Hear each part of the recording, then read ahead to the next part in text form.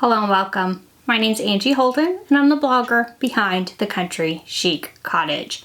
Today we're going to talk about sublimation mouse pads, and I am going to do a variety of mouse pads, show you how to make them, and some tips and tricks. If you've ever struggled with making sublimation mouse pads before, this is definitely the video for you. Now the three designs that I am going to use, so I'm going to hold up one with each of the three designs. The three watercolor floral designs that I'm going to use are free, and I will link to how you can get those in the description below this video. So head there, sign up, get the designs, use them for sublimation mouse pads or any other sublimation project that you might be ready to tackle. For now, let's take a look at all the supplies we're going to use. The supplies you're going to need are as follows: protective paper, a lint roller, heat-resistant tape, pair of scissors, and you will need some sublimation print. So this is sublimation ink printed on sublimation paper out of a sublimation printer, and I do have three different watercolor floral designs, and I will have those linked in the description below this video, and you can grab those for free for your sublimation projects. Then you will also need a sublimation mouse pad. Now I'm going to sublimate several different varieties to show you. So they do come in different shapes first of all, so I have a heart version. And then of course you have the standard mouse pad shape. However, this one has a tan background, whereas these have a black background. And you may be able to tell on the screen that this version is a more brighter white. If you are looking for a very bright mouse pad where the sublimation tends to just pop off the surface, you may want to try the tan version. I will do a tan and a black backed version with the same print so you can kind of see the differences. The first thing you're going to want to do is to preheat these mouse pads well. So let's head to our heat press to do that. I'm using 385 degrees Fahrenheit, and I have my heat press set for 50 seconds. Neoprene, like these mouse pads are made out of, can hold a ton of moisture. So what I like to do is to preheat them for a very long time. Pressing them for the full 50 seconds in your heat press, or maybe even twice at 50 seconds, will remove a lot of that moisture. And neoprene shrinks quite a bit, so it'll also shrink it down. This will lead to more success when you're sublimating your mouse pads. So preheat well, make sure to get all the moisture out of that surface.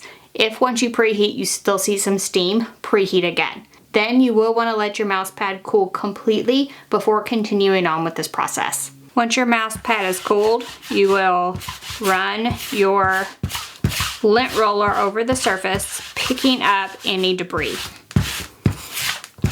Now the process is the same for all of these mouse pads, so I'm only going to walk through one of these.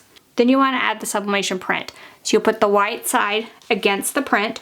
Now I printed these just a full sheet of sublimation ink instead of sizing it for my mouse pads.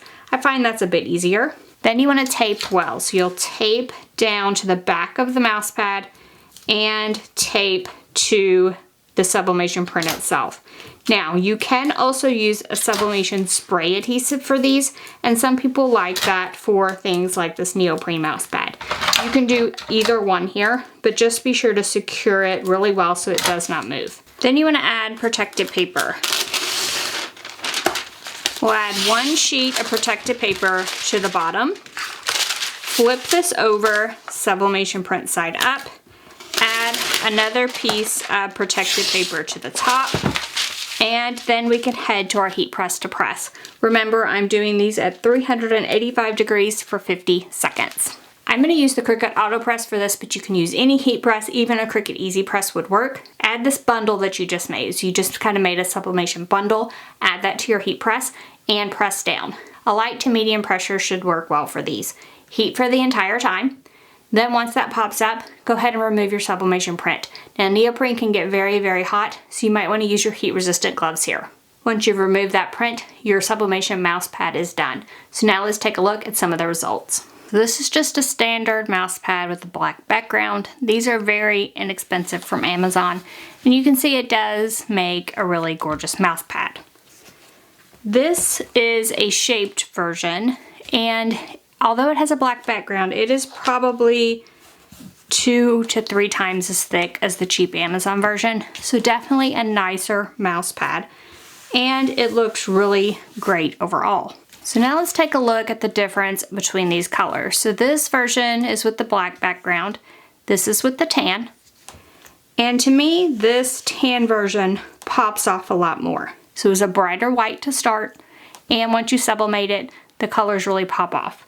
So if you think that your mouse pads look dull, it may be the black background or overall just a cheap sublimation blank that is allowing some of the black, gray type of color from the backing to show through. So you might want to consider either a different backing color or a more expensive mouse pad. Because like this version, the more expensive one, even though it had the black background, you can see that the white really pops off, whereas the white on this cheaper version really does not. So if you are struggling with your colors on mouse pads, that might be something to consider. And then also be sure that you follow those steps with the pre-press, because those are critical to get good results with your mouse pads. I will say on this one with the tan background, this stuff the tape just would not stick to. So I did end up using, I used this Trans Spray, Dye Trans Pro Spray, and I just sprayed my sublimation print just really lightly and used it to adhere the print to the mouse pad. And that worked really, really well. So if you're struggling with getting your sublimation prints to adhere and not move, that might be something to consider. So which of these mouse pads do I recommend? I would say you can't go wrong with any of them. I tend to like the inexpensive Amazon mouse pads generally. For most designs, I feel like they work well. However, if you're struggling with your colors, they don't pop off, especially if you're using photos on your mouse pads, you might want to consider either a more expensive version that has a black backing, or changing more expensive version, of course, but that has a lighter backing on it. Now, the less expensive versions, some of those have the lighter backing, and those would probably work better as well. So you're just wanting a cleaner white to start with the sublimation, and that will make your colors pop off even more. Then if you're struggling with ghosting or any kind of like fading in the middle of your sublimation, that quite frankly is from moisture. Mouse pads are horrible, horrible, horrible for retaining moisture. So I preheated all of these 2 to 3 times. Tried to get as much steam out of them as possible, and they really, really did steam. So once I got them heated up and was pre-pressing them, they really were steaming a lot. So I am talking 2 to 3 full presses. So 385 degrees, 50 seconds for my pre-press, and I did that 2 to 3 times. So I pre-pressed them longer than I pressed them. That's how much I pre-pressed and how much moisture I pulled out. And I feel like that is the most important thing you can do when sublimating on neoprene in general. And these mouse pads are made out of a neoprene material, so it is very, very important.